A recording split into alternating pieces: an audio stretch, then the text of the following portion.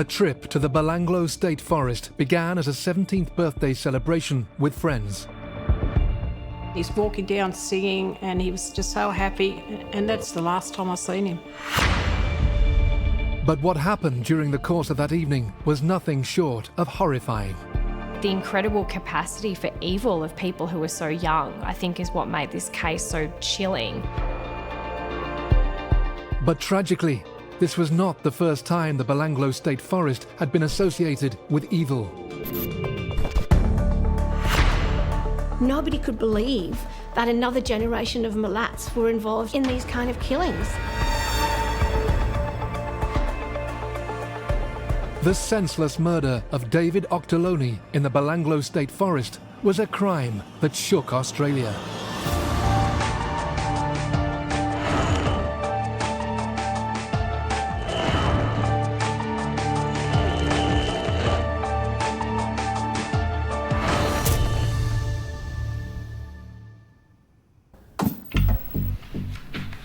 When I met Chase Day, I was in the Mooram at Barrel Police Station. He was pretty tired and still upset at the circumstances. Mr. Day, for the purpose of the record, would you please state your full name and spell your surname? Chase Nathaniel Day, D-A-Y. Now, it's been explained to you that you're under arrest for your involvement in the murder of David Auchterlonie. Do you understand that? Yes.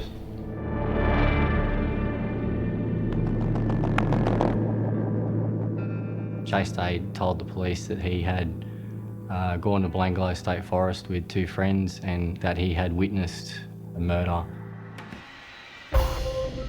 And I said, "What are you doing this for?" And he said, "You stay the fuck out of it and get back in the car." And I did what he said because I didn't want to get hit. And I heard Octo start screaming. The chilling statement by a regular 18-year-old in the early hours of Monday the 22nd of November 2010 confirmed that something terrible had happened in the nearby Belanglo State Forest. Chase Day had handed himself into the police and revealed that his friend, 17-year-old David Auchterlonie, had been murdered.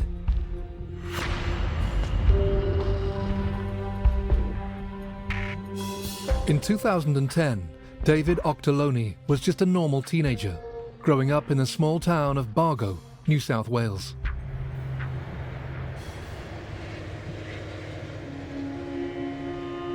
He liked to ride his scooter and his skateboard. His motorbikes and push bikes, play PlayStation, yeah, just have fun. Although close to his mother, David grew up in the family home of his grandparents. When he was little, he was a beautiful baby. He was no trouble whatsoever. And when he first of all came to me, he came for a short stay, and as his parents went different ways, his stay with me grew longer. He was just happy and loved life and enjoyed it, and it was just good to be around and to have someone like that in your life. Everybody was his friend, you know, everyone was his friend. And he never seen the bad in anyone. Yeah, David was very trusting with a lot of people and would give them a chance and, you know, hang out with them and see what sort of people they were and hope that they didn't do wrong by him. David Auchterlonie belonged to a close-knit group of local teenagers who used to hang around in Bargo. The group included Chase Day, Cohen Klein, and another young man who stood out from the others. When David was up at his mother's place one day, David said to me, "Nan," he said, "you remember Matt?" And he came right up to my face and he said, "Do you know who I am?" And I said, "You're Matt Muleman." He said, "I am not." He said, "My name's Matthew Milat." Matthew was in fact born Matthew Muleman, and at some stage he had changed his name. That Matthew had started to develop this fixation with Ivan Milat, who was his great uncle. A man has appeared in court charged with the backpacker serial murders. 49-year-old Ivan Milat faces 7 counts of murder and 1 of attempted murder. Ivan Milat is one of Australia's most notorious serial killers. He was convicted of murder in 1996 after abducting, torturing and killing 7 backpackers before hiding their bodies in the Belanglo State Forest.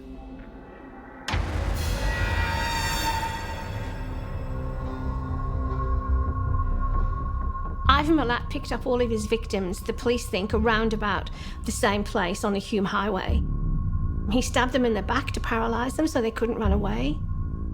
One of the German backpackers, Anja Habschied, she was beheaded. He used others for target practice, and there was evidence that some of them were sexually assaulted as well, including some of the male backpackers. And then he buried them just next to a log in the Belanglo State Forest. And the police don't think that these 7 backpackers that he killed were the only ones. They continued their investigations, and there are at least another dozen women who went missing, believed murdered, whose bodies have never been found. Rather than shying away from his relative's chilling history, Matthew Milat almost idolised his uncle Ivan and would actually brag about his connection. Matthew Milat started to talk to his friends about how he thought of Ivan Milat, that he would often want to go to Belanglo State Forest to have a look at the plaques and the sites relevant to the backpacker murders. And that really put people off Matthew Milat, really started to send out warning signals about his mindset, his frame of mind. He certainly seemed to take an incredible perverse pride in that link. A lot of other Milat family members had changed their name to avoid the association, but here we had someone who was absolutely hell-bent on being associated with this family and with this crime. And I said to David, I'm sorry, but I don't like him. I said, there's something weird about him. And I said, do you realise that he's related to Ivan Milat, the one that murdered the backpackers? He goes, oh yeah, Nan, but he said, you never ever see the good in people. You always got to see the bad. I said, well, I'm just telling you to be very, very careful him, because there's just something about him. I think David, because he was just that sort of person, he just felt sorry for him, you know, felt bad, had what the family had gone through. David's family were well aware of Ivan Milat's crimes. They'd always regarded his great-nephew Matthew Milat as a little odd, but soon his behaviour began to raise much more serious concerns.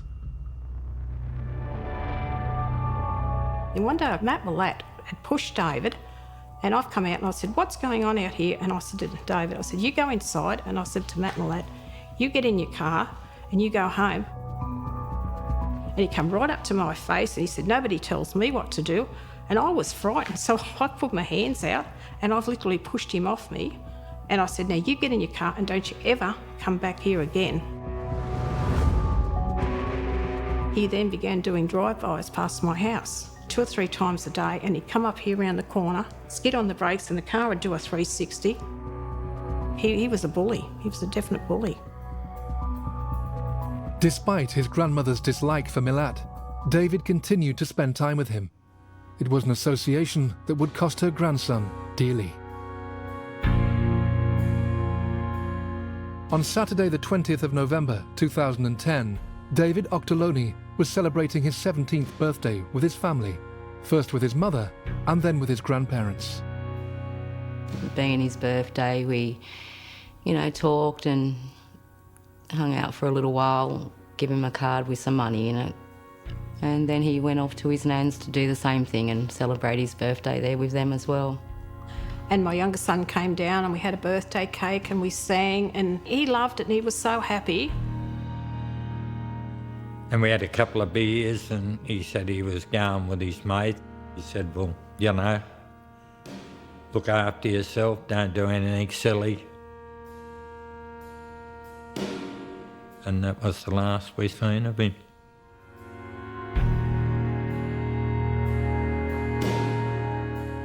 David's plan was to meet up with 3 friends, Chase Day, Cohen Klein and Matthew Milat, to continue his birthday celebrations. When David left me, to the best of my knowledge, he was going down the street. He was always down the street. He would be sitting under the tree, there'd be a group of young boys with him. They'd sit there and just laugh and just look at all the girls because they were at that age. And there was no reason for me to think otherwise. However, David never made it to his usual hangout. Matthew Milat had other plans in mind. He wanted to go to the Belanglo State Forest.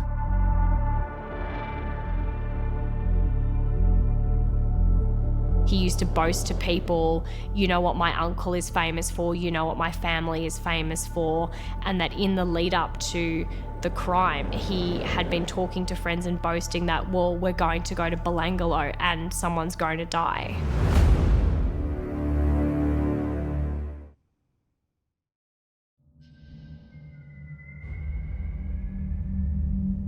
Belanglo State Forest is a dense pine woodland of around 4,000 hectares. It lies about a 40-minute drive from the town of Bargo in New South Wales. Since the early 1990s, it's become synonymous with murder. The Belanglo State Forest is probably one of the most notorious sites in Australia. I've spoken to a lot of people who've been there. It's just an eerie place to be by virtue of what everyone knows or believes has happened there.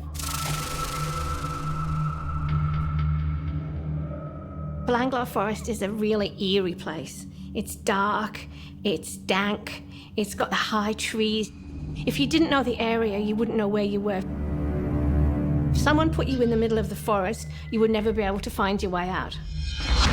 Matthew Milat was for some time asking for people to come with him to go and visit the sites that were notorious now as a result of his uncle.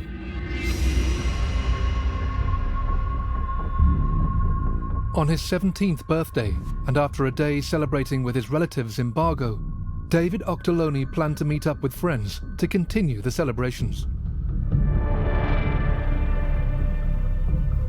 Chase Day met up with David early that day. Matthew and Cohen came and picked them up. They went and got some drugs, and then they went to the Belanglo State Forest. And the idea was that they were going to go down the forest, smoke some cones, have some drinks, and basically celebrate as young boys do without fear of police or anyone getting involved and ruining their party. They got something to eat and then stopped at a little Y intersection in the pitch dark and sat there and they played some music.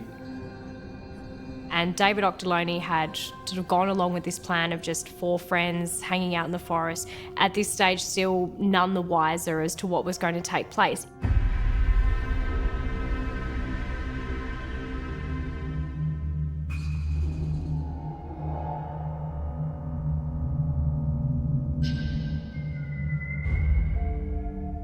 I hadn't heard from David for 2 nights, and I thought, this is highly unusual. David definitely rings me, whether he's stranded, hungry or what.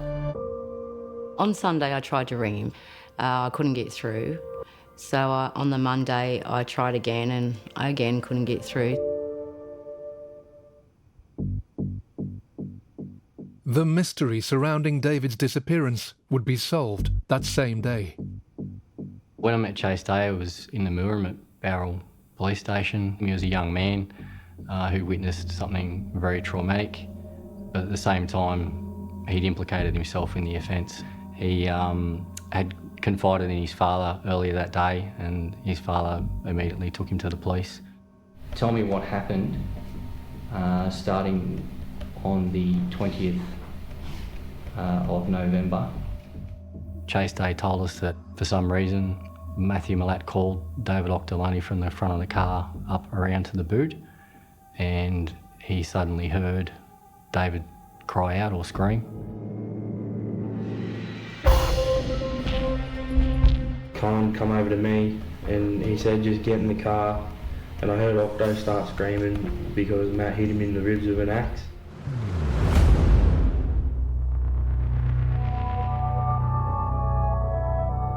And then he saw Matthew Milat with an axe chasing David Auchterlonie around the car. And he said, lay down. And Matt, Auchto was like, don't do this, man. Like crying, saying he was sorry. There wasn't a lot of light down there apart from the headlights. So he says that he didn't physically see much of the assault at all. Mostly just the verbal exchange that he could hear. But I could hear Auchto like crying and screaming, telling Matthew to stop. And then he laid Auchto on the ground, and all I heard was Matt saying, move your hands, and then I didn't hear anything hit Auchto, but he just went silent.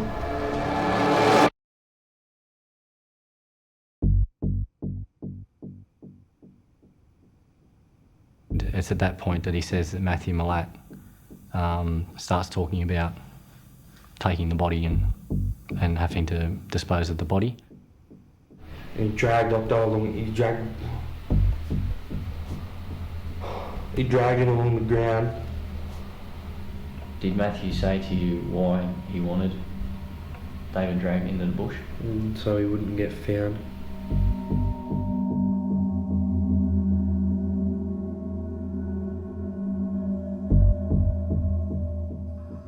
One thing I do remember quite clearly from the interview with Chase Day is his recollection of Matthew Milat's behaviour on the way back to Bargo. And he describes Matthew Milat going through this rush, like a high. Oh, he was saying... What did they actually say? Matt was saying, oh yeah, that was such an adrenaline rush. That was all I heard him say. And then Cohen was like, I told you that you were going to go down the same path as your uncle, and that was it. And then I started losing it.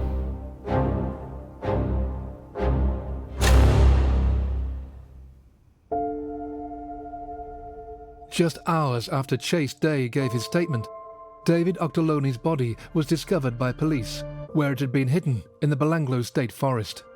Shortly afterwards, his relatives were told of his death. And then I got a knock on the door, and there's an officer from the Goulburn police station. He said, oh, there's been an accident. And they said, now we want you to go down and identify the body. So we've gone down, and they've said to us, can I stop? I rang his grandparents' phone number, and his uncle actually answered, and I said, hello, is David there? I've been trying to ring him and I just can't seem to get through. And his uncle just turned around and said to me, no, Donna is not with us anymore. And we went down to Bowral to identify the body. That was horrible because all I could see, it was his eyes were wide open, and they were just staring. Just help me. That's all I remember seeing. I think I was still in shock at the time. I think I held it together till the funeral. Yeah, that's... They wouldn't let me touch him or hold his hand or kiss him or say goodbye because they didn't want me to interfere with the evidence. And even though I said, yeah, but it's me, like, I'm his mum, I had to stand back and say goodbye to him and tell him that I loved him and that I was sorry. And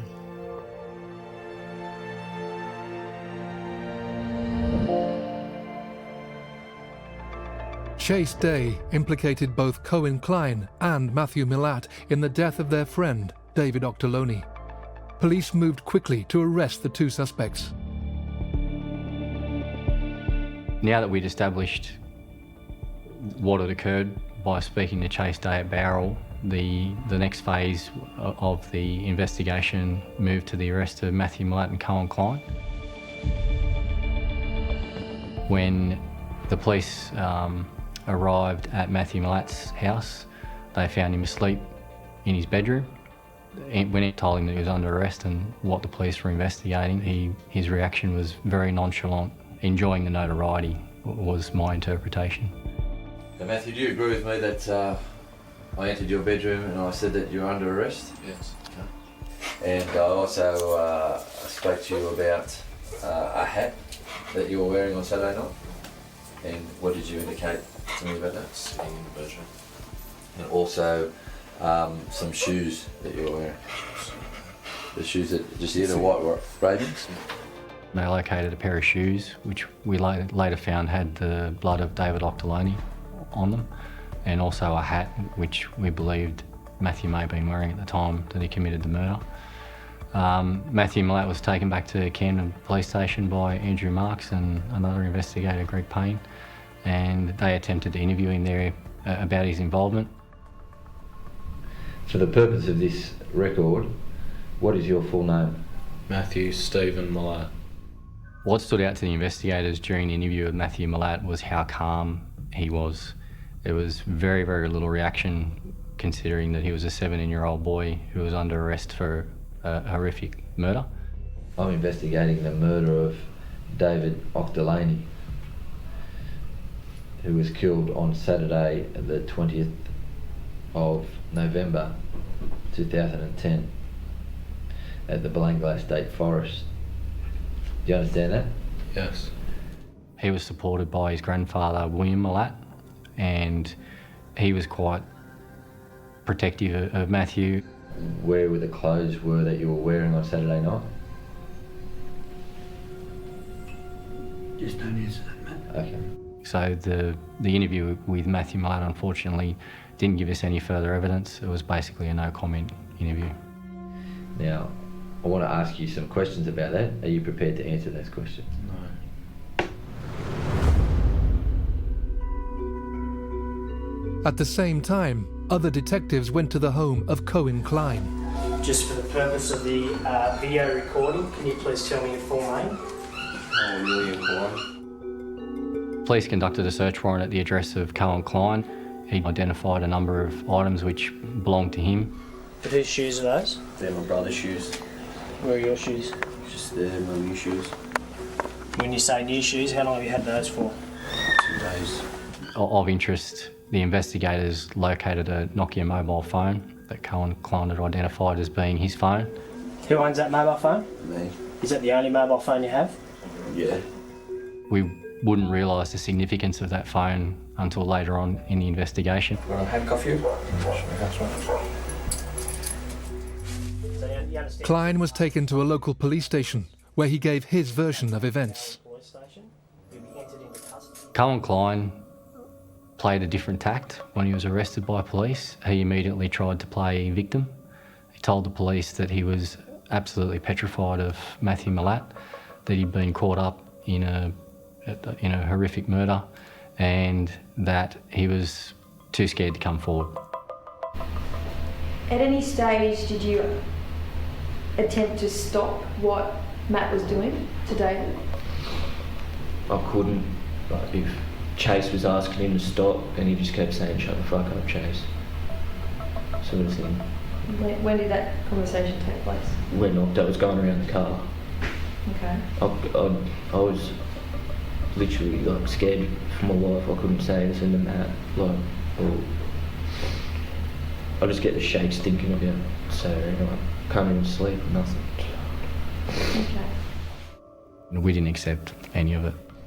Jace has told us that as you got in the car, you basically ushered him into the car as you're telling me, and it's about that time that you've said to him,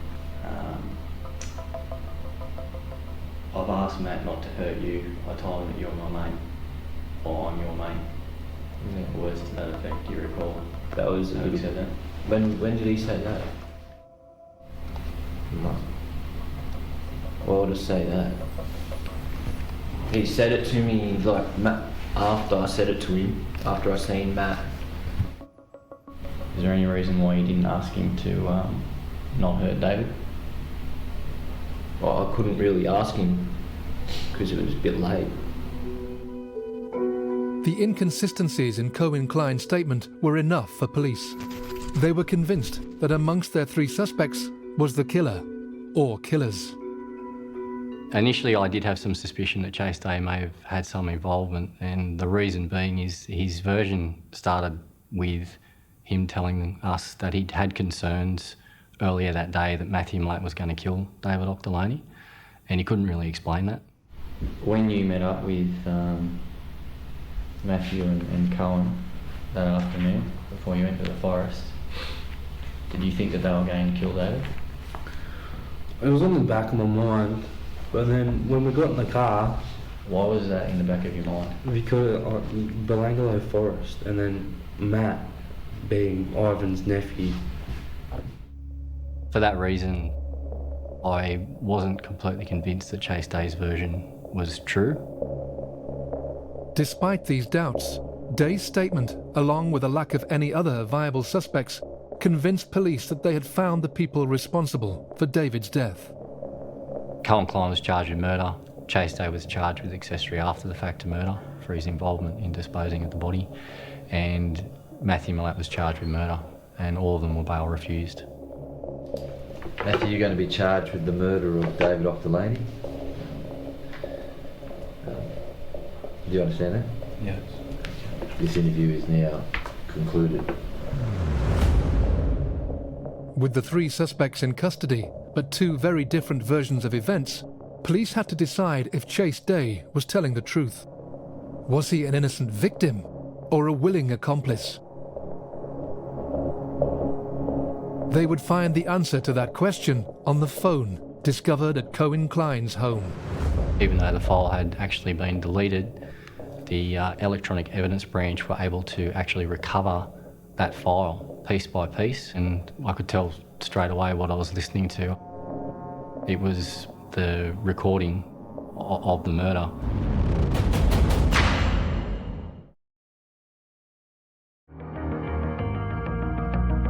Detectives investigating the brutal murder of David Auchterlonie in the Belanglo State Forest had discovered a mobile phone at the home of one of the suspects, Cohen Klein. We're going to take that mobile phone that the Cohen's identified as his.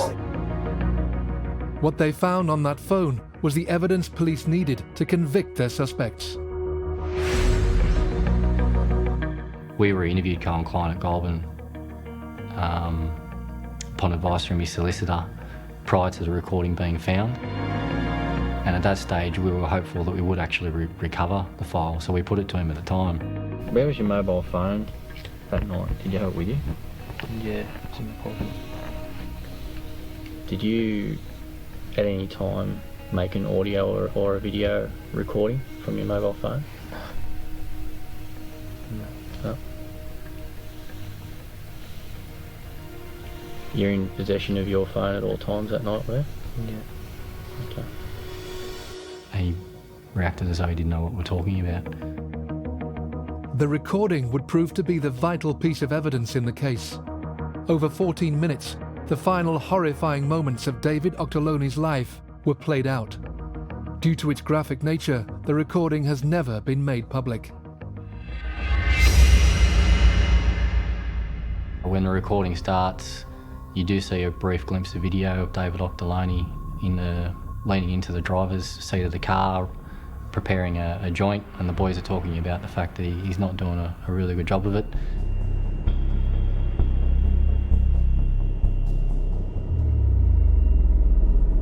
Shortly after that, you hear this groan, and you hear David Auchterlonie. It's like a sound as though he's been winded, and we know from the examination at the post-mortem that Matthew Milat struck David Auchterlonie in the ribs with a large axe.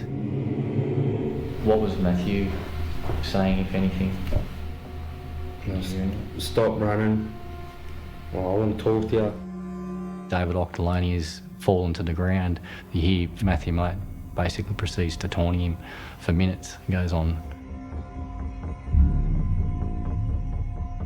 And Chase Day is begging for David to be left alone, wanting to intervene. And I said, what are you doing this for? And he said, you stay the fuck out of it and get back in the car. And I did what he said because I didn't want to get hit. And I wanted to be there for Day, but there was absolutely nothing I could do. Towards the end, Matthew Milat starts to repeat himself, building up to the final blow. So he was just asking him the same question over and over again. And how can I trust your word? and all that, and they was like, you can, and he's like, well, from all this other shit, how can I trust it? And that was it. That's all I heard, and I just said, they just went silent.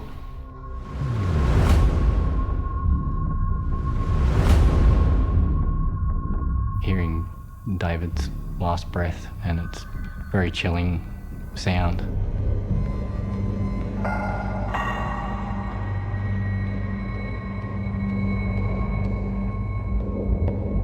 Several months after the murder, police were handed another vital piece of evidence.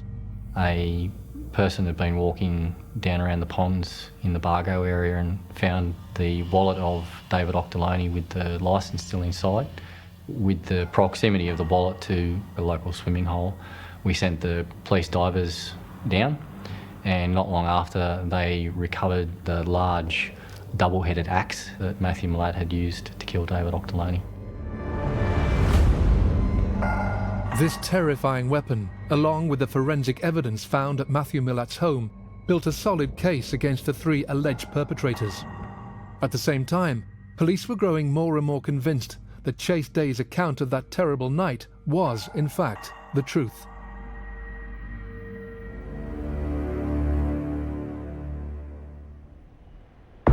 In September 2011, the charges against Day were dropped, and he was called to give evidence in court. We spoke with the Director of Public Prosecutions about Chase Day. It was clear from that recording from the mobile phone that he was under duress at the time.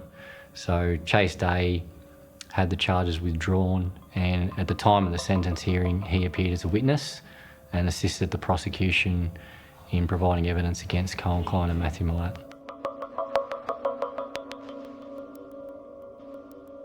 In the face of overwhelming evidence against them, Matthew Milat and Cohen Klein both pleaded guilty to murder. On the 21st of May in 2012, the two young men appeared at the Sydney Supreme Court for sentencing. Matthew Milat had boasted about killing David Auchterlonie before and after it happened. This was his day of reckoning. It was very strange to be back in the Supreme Court in Sydney involving a Milat. I think that bizarre feeling never really left it, of this horrible sort of family dynasty that had been created in Matthew Milat's mind. To have that played out in court, to have the Belanglo State Forest, all of these words coming back into courtrooms in Sydney so many years after the trials for the backpacker serial killings, was an incredibly surreal experience.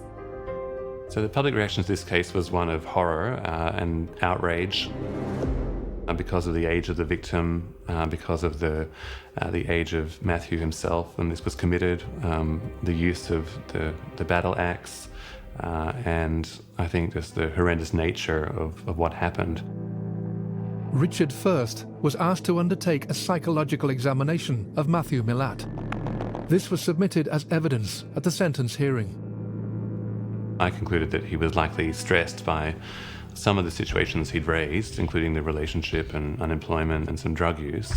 However, there was no indication that he was driven by a serious mental illness or psychosis, and even the reasons he gave were probably insufficient to account for the horrendous nature of what actually took place and the degree of planning. I used to look at Matthew in the dock, but he was cold, you know.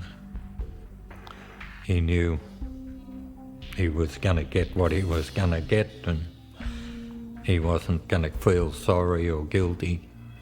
He's just that sort of person. He would not engage with the courtroom. Kept his head down. He didn't look at the judge, he didn't look at the gallery, didn't look at us. It was unusual. Every time he looked at Milat, there was no remorse, and it was like, hey, I'm on show here. I can't be touched. They were just sorry that they got caught and jailed and they got locked up. Other than that, I believe that they would have been still out bragging about it to this day. On the 8th of June 2012, Justice Jane Matthews sentenced the two young men for the murder of David Auchterlonie. It was clear to the court that this offence was a premeditated murder, that there was no real motive apart from Matthew Milat wanting to kill David Auchterlonie essentially as a thrill kill and to emulate his Uncle Ivan.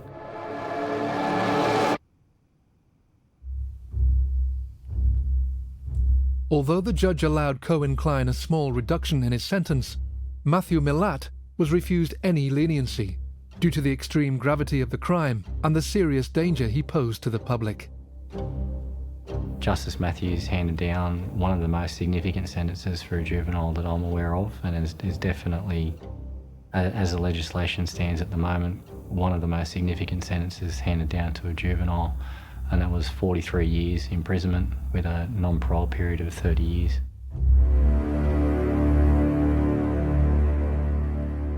Probably the thing that speaks loudest, that it was such a horrific crime that it seemed to attract such a long sentence. But I was still surprised at how long that was, because most juveniles are given a chance to rehabilitate or engage and tend to have shorter sentences. So it's very uncommon to have such a long sentence. The reaction of Matthew Milat and Cohen Klein when they were sentenced was one of shock. I think it was probably finally dawning on them just how much of their lives they will now spend in jail.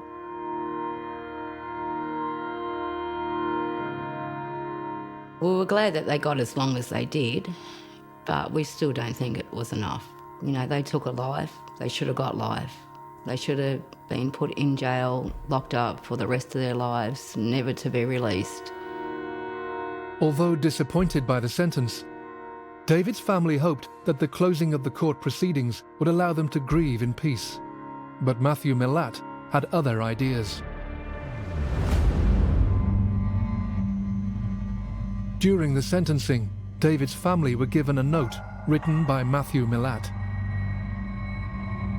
Matthew Milat prepared a single-page handwritten letter of apology to the Auchterlonie family, detailing his regret for what had happened that night. But it was a letter that was wholeheartedly rejected by the Auchterlonie family, who saw it as nothing more than a ploy by him to avoid a heavier sentence. Although the note was dismissed by the Auchterlonie family, who saw it as completely lacking in remorse, this was not the first time Matthew Milat had written about David's death.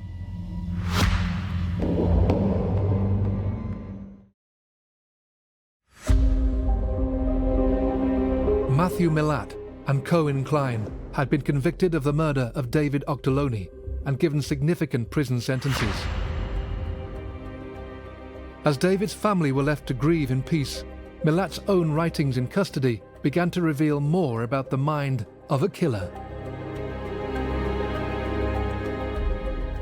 A poem that Matthew Milat wrote about 9 months after the murder was actually described by the sentencing judge as being particularly chilling. To think that a teenager was capable of writing such brutal violence, and the images that were raised in the poem were really incredibly haunting. This was a poem written by Matthew Milat called Your Last Day. Click clack, hear that, stopping in the middle of the track.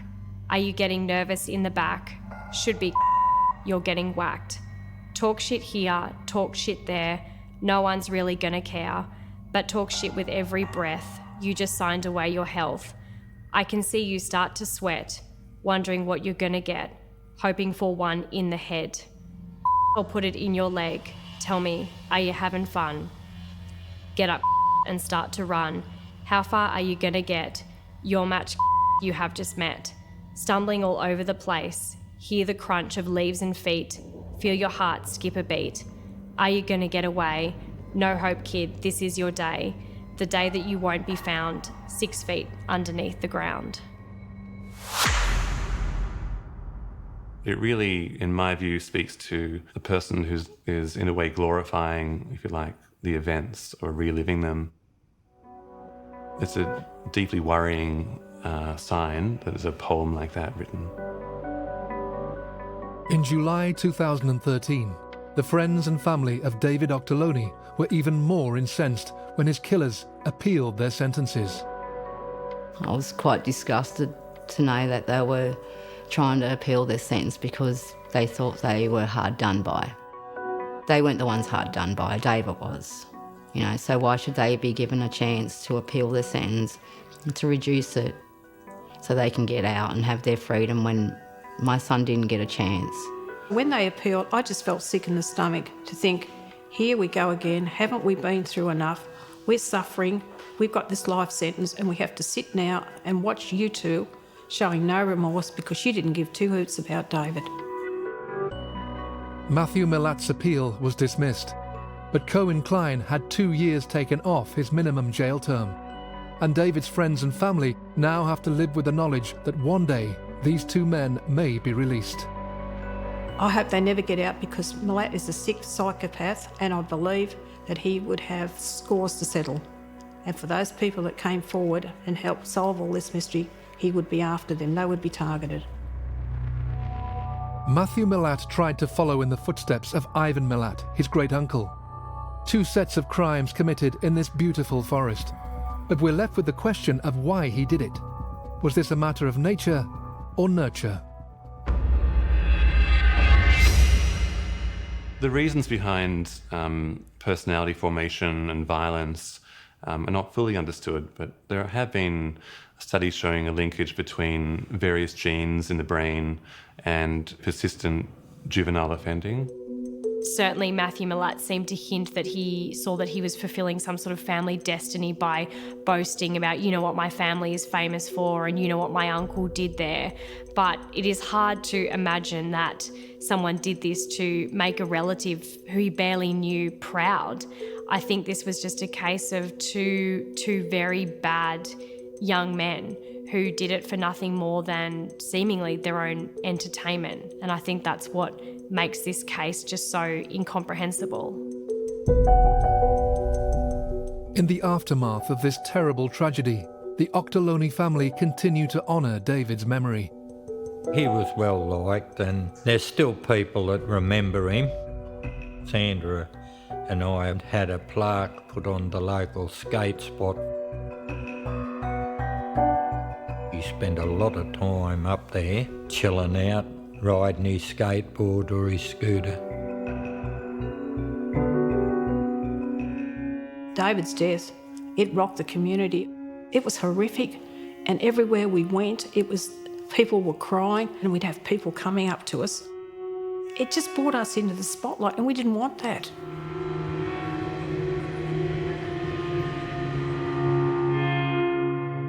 David's death had a big impact on the community. It just broke a lot of people. It devastated us all. I think what we can learn from sometimes friends that appear to be friends just definitely aren't your friends, and just to be wary. Every now and then you do something and he comes flooding back because you may have done it with him. It's little things that you've done with him that bring you unstuck. I still can't accept it, and I've just had to learn to live with it every day and just accept the reality of it, that it's happened and that he's gone. It's absolutely devastated me and destroyed me, and when they took David's life, they also took mine. Yeah.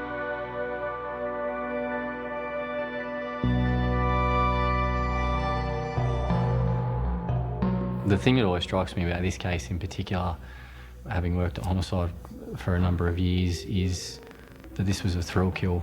For me, it's hard to rationalise an offence where a young man, a 17-year-old boy, murders another 17-year-old boy for fun.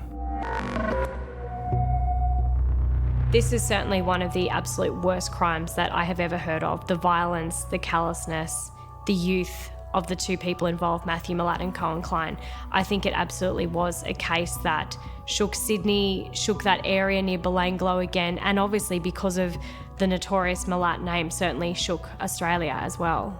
The information that we had from our investigation into Matthew Milat was that he was going to kill again. He definitely had the intention to go on to be like his Uncle Ivan and to gain that notoriety by killing as many people as he could. He really wanted to go on to become a serial killer.